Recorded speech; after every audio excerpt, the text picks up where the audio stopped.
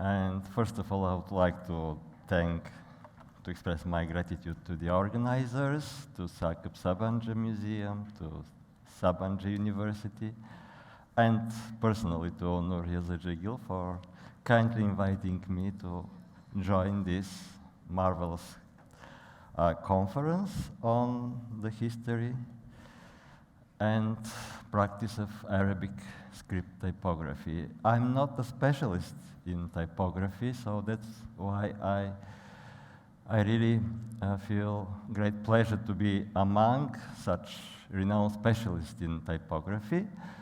I touched upon on this topic in my book on Ibrahim Müteferrika, and since I'm a specialist in cultural history, I focused more on the history of Ottoman printing, of its introduction into the Ottoman society, its perception, and just partly I paid attention to the visual appearance of the first prints that Müteferrika printed in his printing house. Just to remind you that his printing house functioned between 1726 and 1747, when Müteferrika himself died. So now, today I'm going to speak about the layout of the Müteferrika prints and how it changed in the course of time. I will show some of my, I will share with you some of my observations on this topic. As you know very well, it doesn't work, I think. It's okay. As you know very well, manuscripts were considered to be a set of two equally valuable elements, text and its body, that is, the codex. The latter was perceived as the home of the written word. The medieval scribes paid attention not only to the content of the text, but also to its form. You know, the script was very important thing, because the letters were not merely graphic signs through which knowledge and thought are conveyed to the public, but also a plastic structure and monument to be painted. Moreover, the setting in which the text resides must be a kind of architecture, and that's why there was a frontispiece in the very beginning of the manuscript with usually a graphic representation of arches and columns or a kind of building, just to symbolize a house and a home. It was the home of the text itself. On the other hand, the arch decorated on the opening page served symbolically as a gate or entryway to the contents of the codex.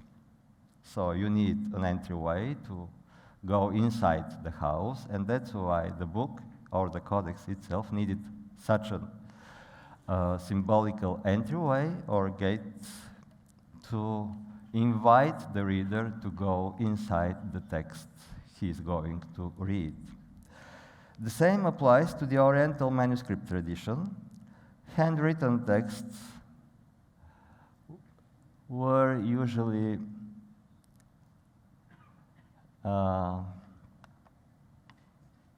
framed and roofed at the beginning with a decorative panel named in Arabic unvan, on serlevha in Persian, and their shape resembled the ornate central gateways of the monumental public buildings in the Islamic world. The written word was thus comfortably housed in its home and thus visually perceived by the one who holds its medium, the codex. In other words, the decoration invited the reader to enter into the world of the written word, just as a believer enters through the gateway into the courtyard of the mosque. As is well known, the layout of the incunabula printed in Europe in the second half of the 15th century followed the manuscript pattern. They lacked title pages containing information about the author, the printer, the year, and the place of publication. As in the manuscripts, the incunabula provided this information in the colophon or at the end of the codex, and the text. The shape of the letters also followed the most widespread manuscript fonts, in particular the Gothic font. The incunabula were sometimes further decorated by hand in the manner of the manuscripts. One can see the similar approach in the first edition of the Müteferrika printing house. You can see a pattern of unvan or serlevha in a Oriental manuscript. So, this is the first book printed by Müteferrika. It was the Vankulo dictionary, Arabic-Turkish dictionary. So, in this print, we don't have a title page, and also we don't have on the first introducing pages information about the author, about the printer, about the place of publication, and the year of publication. Also, these initial pages did not have printed decoration. Therefore, some copies of the early Müteferrika prints had been decorated by hand in the style of the traditional decoration of the Oriental manuscript. So you can see on the left, undecorated, the first page of this print, and on the right side you can see a decorated one. It was decorated after the purchase of this copy by hand. So this decorated version is from the National Library in Sofia, and the copy itself was purchased by a certain El Haj Mehmet, son of Agha Mustafa, from the town of Samokov, which is not far away from Sofia, today's capital of Bulgaria. And it's written that he has purchased this copy directly from the printing press of Müteferrika in 1730. And later on, this copy became a part of the Ottoman public library set up in the same city of Samokov in 1843. There are three decorations in this copy. The first two initial pages, containing the publisher's preface, are bordered with frames, cetvel in Turkish, and the upper margin of the first preface page has a traditional Oriental decoration with floral motifs. A frame and the serlevha with floral motifs are also painted on the page where the text of the Sultan's Ferman, this page actually, which you can see now. This page was also decorated with such a levha, and finally a frame and the decoration are painted on the opening page of the dictionary text itself. In another copy of the same dictionary, which includes both volumes bound in one body and which was in the private possession of a certain Ismail of Vidin, and then in the possession of the public library of Omeraga in the same town, there is an unfinished serlevha and vignettes on the opening page of the text of the dictionary.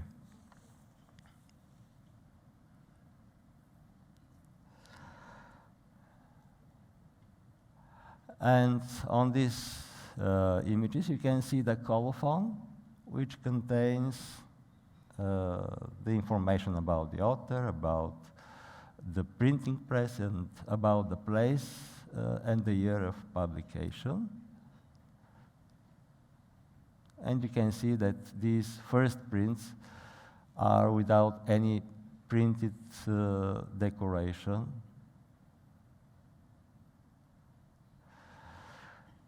As a matter of fact, one of the prints, the Turkish grammar, which was printed in the Müteferrika press in 1730, it was the first print that had a normal title page, but it was due to the fact that it was actually a book written in French explaining the rules of the Turkish grammar. So that's why the layout of this print was Western in terms of visual appearance. It is impossible to say for sure whether this additional handmade decoration on the undecorated prints was commissioned by the publisher himself or by those who purchased these early Müteferrika prints. According to Ibrahim Müteferrika's inheritance inventory, dated 1st April 1747, some of the unsold copies of his prints were, quote, without frames, Jetvarisiz. One can assume, therefore, that the text in the printed editions was framed by hand and the printing house itself. However, not all the survived copies that happened to be purchased have such frames. It is much more likely that the people who purchased the printed editions subsequently commissioned additional decoration on them, as the tradition of the decorating Oriental manuscripts requires. It seems that only after this additional handmade decoration were their owners able to perceive the Müteferrika prints as complete according to the traditional notion of what a book should look like. One may easily assume that this practice pushed Ibrahim Müteferrika to introduce a printed black and white serlevha on the initial page of the books he printed. He used this approach for the first time in the ninth print, that is his own treatise entitled Usul al-Hikem fi Nizam al-Umam, or Principles of Reason in Public Order. It was published in 1732. By doing so, he apparently tried to overcome ad hoc some of the shortcomings of his earlier prints. These printed black and white decorations were later on also subject to additional coloring by hand, which was apparently made on the initiative of their new owners. For instance, the printed serlevha in the copy of Katip Çelebi's Cihan Numa, also printed in 1732, was additionally colored. There are many other similar examples. So you can see that all the next editions of Ibrahim Müteferrika also had such a printed black and white decoration on the initial page of the publication. And you can see that some of these decorations were quite very similar to the decoration of the gates of some mosque. This one is the Süleymaniye Mosque in Istanbul. So this is a pattern of the direct connection, visual connection between the serlevha and the gate, inviting the reader or the believer to go inside the text or inside the mosque. As you already saw, with the exception of the layout of the Turkish grammar, which followed the European printing tradition and has a real title page, most of the Müteferrika prints lacked such a title page. But the last three editions of the Müteferrika prints have such quasi or something like that. I cannot use another word, quasi title pages. So why it is quasi title page? Because it doesn't include a title at all. It looks like a title page. This is the first page of the edition, but it doesn't contain the title of the text and nor the name of the author, but it contains the year and the place of publication. And what you can see in the shapes, in the round shapes, these are the honorable names of the then Sultan, of the then Grand Vizier, and Grand Mufti, who obviously gave the permission or the privilege for the publication of this particular text.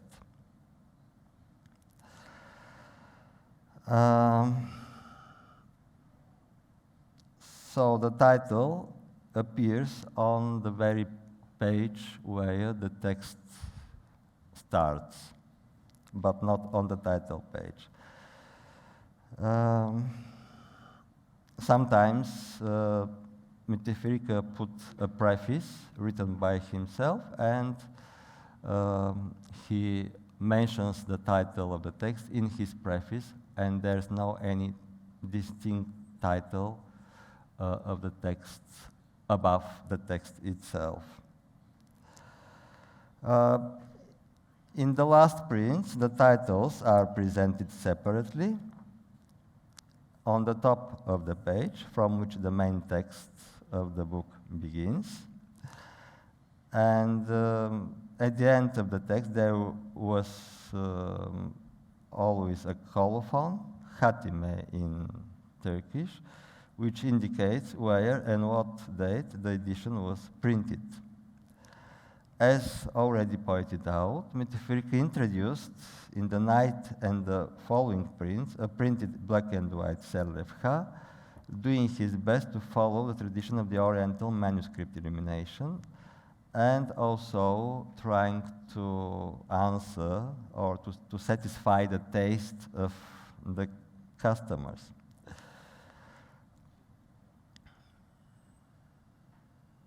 And you can see also that this printed decoration was further colored by hand in order to look much more like a manuscript decoration.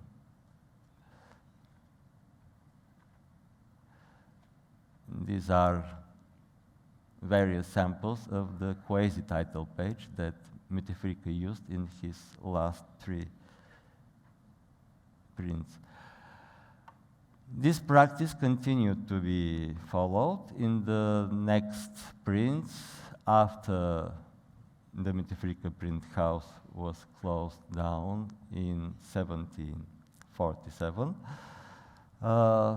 Just for the second edition of the Vankul dictionary, the printing house was revived in the 1750s, in the mid-1750s, and then for the second time, the printing press was revived in the 1780s. And it continued without any interruptions in the 19th century. There were already several printing houses, and all of them used this black and white decoration on the first page.